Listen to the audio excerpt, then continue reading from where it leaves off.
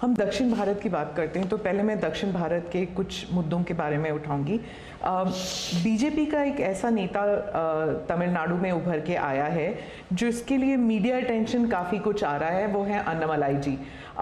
तो वो काफ़ी कॉन्फिडेंट हैं कि तमिलनाडु में बीजेपी को डबल डिजिट फिगर आएंगे। तो क्या ये उनका ओवर कॉन्फिडेंस है कि आप भी तमिलनाडु इतनी बारी जा चुके हैं? पहली बात है कि तमिलनाडु जनसंघ के ज़माने से और भारतीय जनता पार्टी, मैं कहता हूँ 5-5 पीढ़ी हमारी इस विचार के लिए वहाँ खप चुकी है। तो एक निरंतर काम चला है। जब कांग्रेस से लोग निराश हुए तो प्रादेशिक पक्षों की तरफ गए और लंबे अरसे तक प्रादेशिक पक्षों का जो कुछ भी कामकाज देखा है, अब लोग निराश हो गए। निराशा के इस माहौल में उन्होंने दिल्ली में भाजपा की सरकार का मॉडल देखा, हिंदुस्तान में अन्य राज्यों में भाजपा की सरकार का मॉडल देखा, देश भर में जो तमिल बंधु रहते हैं उन्होंने अपने घरों में जाके बताया भी हम जिस राज्य में रहते हैं वहाँ तो ये हो रहा है। तो लोग स्वाभाविक तमिल प्रजा कंपैरिजन करने लगी कि जो हवा खड़ा किया गया था ये तो अच्छा काम कर रहे हैं। अब जैसे मैंने तमिल काशी संगम किया तो तमिलनाडु में डीएमके पार्टी वाले लोग ये तो पानीपुरी वाले करके मजाक उड़ाते थे, लेकिन जब तमिलनाडु के लोग काशी संगम कार्यक्रम में आए और काशी का रूप रंग देखा, उन्होंने कहा ये हमने तो जो सुना था ऐसा नहीं है, ये तो बहुत डेवलप दिखता है, बड़ी प्रगति हो रही है, आईटी का नेटवर्क दिखता है। तो सोचने का तरीका बदलने लगा और उसके कारण डीएमके के प्रति जबरदस्त गुस्सा पैदा हुआ है। मैं कल्पना नहीं करता हूँ इतना बड़ा गुस्सा पैदा हुआ है। वो गुस्सा पैदा डाइवर्ट हो रहा है बीजेपी की तरफ पॉजिटिव वे में। और अन्नामलाई एक बहुत ही अच्छे आर्टिकुलेट है, यंग है, बहुत ही अपनी आईपीएस कैडर में बहुत बड़ी प्रतिष्ठित नौकरी छोड़ कर के आए हैं। दूसरा, लोग सोचते कि यार इतना बड़ा होनहार कैरियर छोड़ के आया आदमी तो डीएमके एआईडीएमके में चला जाता उसकी तो ज़िंदगी बन जाती, लेकिन वो मानने नहीं गया, वो बीजेपी में आया। तो लोग आप यार ये बीजेपी में गया है मतलब कुछ मेटल है, कुछ अच्छे इरादे वाला इंसान लगता है, तो स्वाभाविक रूप से उसके आकर्षण का केंद्र बना है। और मेरी पार्टी की विशेषता है, हम हर स्तर के हर छोटे मोटे कार्यकर्ता जिसमें क्षमता है उनको अवसर देते हैं। हमारा कोई परिवारवादी तो पार्टी है नहीं, परिवार से चलित पार्टी नहीं है, जिन पार्टियों में of the family, by the family and for the family होता है, और इसलिए हमारे यहाँ तो हर एक को अवसर मिलता है। फैमिली बेस्ड पॉलिटिक्स अगर हम बात करें तो तमिलनाडु में डीएमके ने कहा है कि उन्होंने काफ़ी बयान दिए हैं सनातन के खिलाफ, और वो तो काफ़ी अरसे से करते आए हैं, काफ़ी दशकों से उनका एंटी सनातन पोजीशन रहा है, लेकिन अब जो है वो लोग थोड़ा बहुत आक्रोश दिखने को मिल रहा है। तो आप क्या समझते हैं कि is it because of awareness कि लोग बीजेपी की तरफ मुड़ रहे हैं, या फिर सनातन के खिलाफ जो उनके स्टेटमेंट्स है वो बाकी राज्यों में भी ये फैल रहा है? अब मैं इस सवाल को जरा अलग तरीके से देखता हूँ। सवाल हमें कांग्रेस को पूछना चाहिए। जो कांग्रेस जिसके साथ किसी जमाने में महात्मा गांधी का नाम जुड़ा हुआ था,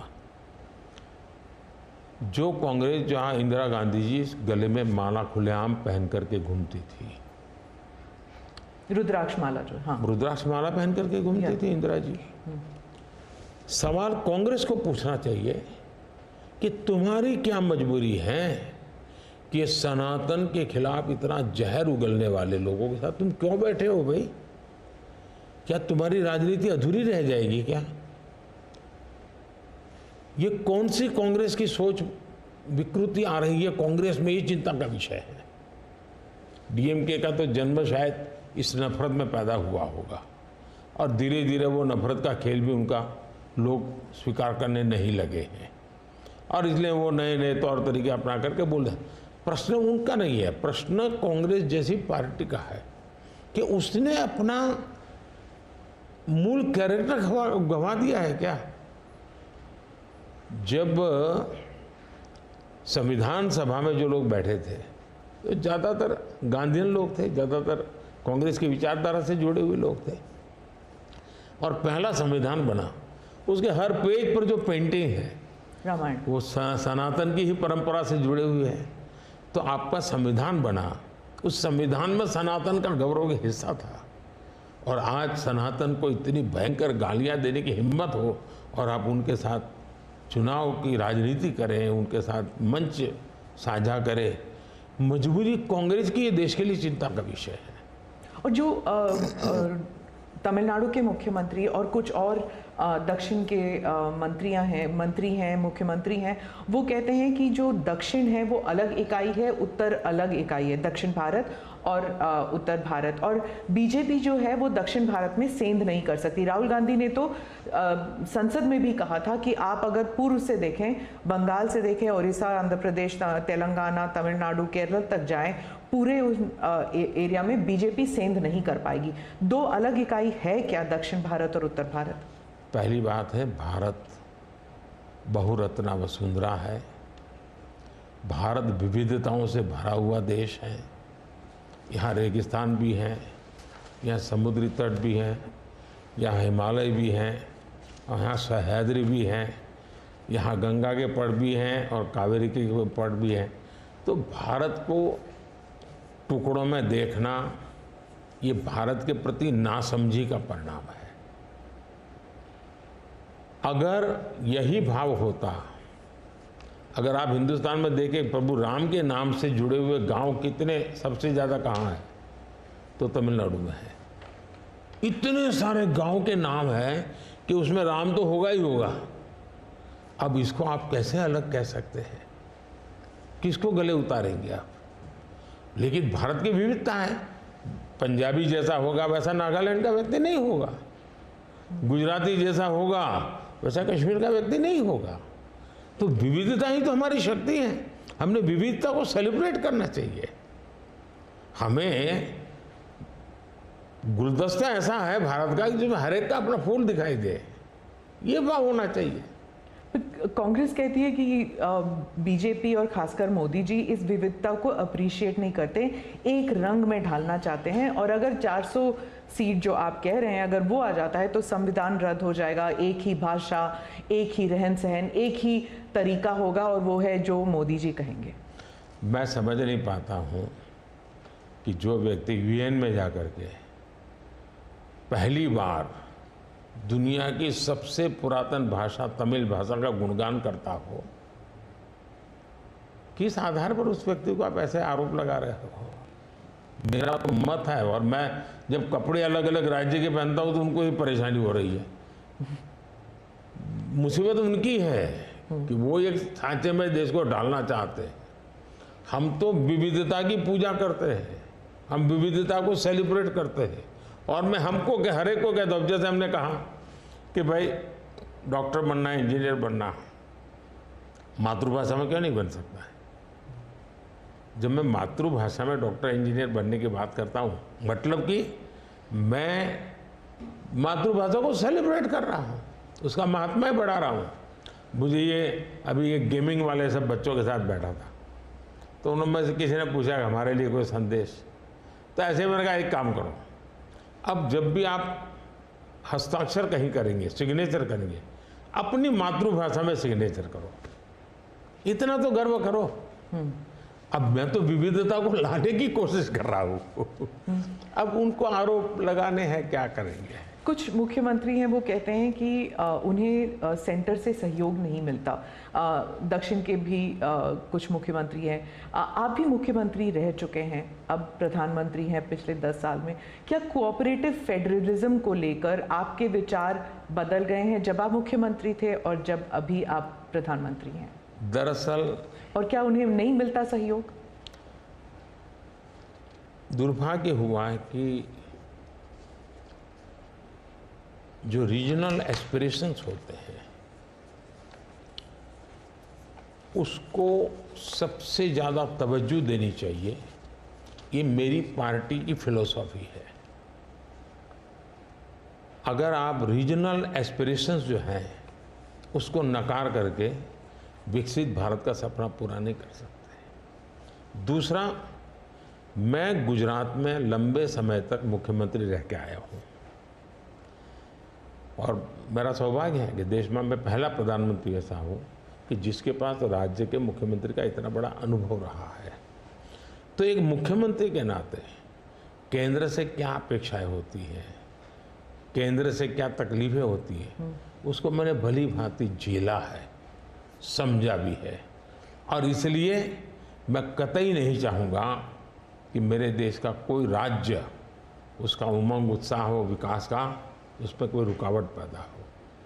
अगर रुकावट हटा सकता हूँ और उसमें मैं उनकी मदद कर सकता हूँ, वो भी मैं करने के लिए, क्योंकि मुझे देश बनाना है। दूसरा, मैं जब गुजरात था तब भी मेरा मंत्र था, यहाँ सरकार यूपीए की थी, तब भी मेरा मंत्र था भारत के विकास के लिए गुजरात का विकास। मैं गुजरात का विकास करूंगा, क्यों? क्योंकि मुझे मेरा देश का विकास करना है। हमारे देश में वातावरण बनना चाहिए। और हमने एस्पिरेशनल डिस्ट्रिक्ट की कल्पना की। हर राज्य में हमने कहा कि ये राज्य के पैरामीटर के बराबर है। भारत सरकार ने योजना बनाई, उसकी मदद की। सभी राज्य आज हमारे एस्पिरेशनल डिस्ट्रिक्ट में और एस्पिरेशनल ब्लॉक में मिल करके हम काम कर रहे हैं और बहुत अच्छे परिणाम नजर आ रहे हैं। अब आप कोरोना देखिए, मैंने इतनी बार चीफ मिनिस्टर से मीटिंग की, शायद 20-25 बार, और हर चीज़ में सब मिल कर के निर्णय करते थे। तो हम साथ मिल कर के चले तो हम कोरोना के जंग को जीतने में सफल हुए। और मैं पब्लिकली कहता हूँ कि कोरोना की लड़ाई में भारत की सफलता का मैं सभी राज्यों का भी उतना ही योगदान है, मैं रिकॉग्नाइज करता हूँ। और इसलिए मैंने हमेशा कहा है कि देश को आगे ले जाना है तो हमें कॉम्पिटिटिव कोऑपरेटिव फेडरलिज्म चाहिए। हमारे यहाँ स्पर्धा होनी चाहिए, तंदुरुस्त स्पर्धा होनी चाहिए विकास की, तब जाकर के। अब देखिए G20, मैं G20 दिल्ली में कर सकता था, मैंने ऐसा नहीं किया। हिंदुस्तान के हर राज्य में G20 समिट किया, क्योंकि हर राज्य में G20 को सबसे ज़्यादा अवसर मिले, लोगों को उस राज्य को देखने का अवसर मिले, राज्य को अपना एक्सपोजर के लिए ग्लोबल प्लेटफॉर्म मिल जाए। क्यों? क्योंकि मैं चाहता हूँ मेरा देश का हर कोना मेरे लिए देश ही है। मोदी जी, दो सवाल G20 को लेकर मैं पूछना चाहती थी आपसे। एक तो वो जो क्लासिक शॉट था ना, वो प्रेसिडेंट बाइडेन और प्रिंस सलमान जो हैंडशेक वाला जो शॉट, उसके बारे में एक। दूसरा, वेस्टर्न मीडिया में बहुत से आर्टिकल्स आते थे उस वक्त कि कोई कंसेंसस होगा नहीं, डिक्लेरेशन होगा नहीं, पर हो गया डिक्लेरेशन। तो ये इन दोनों चीज़ों की बैक स्टोरी बताइए। एक तो आपने वो हैंडशेक कैसे करवाया और दूसरा डिक्लेरेशन कैसे हुआ? एक ग्लोबल गुड जब उसके लिए काम करते हैं और अपने निजी कोई इफ्स एंड बट्स नहीं होते हैं, तो आप दुनिया को ऑन बोर्ड ले सकते हैं।